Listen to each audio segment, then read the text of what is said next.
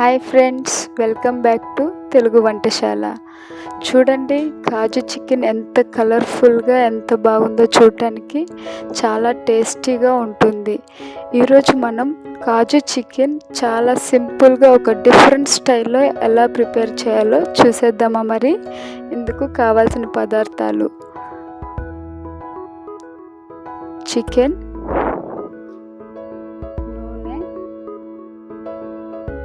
ఉల్లిపాయ ముక్కలు, టమాటా ముక్కలు,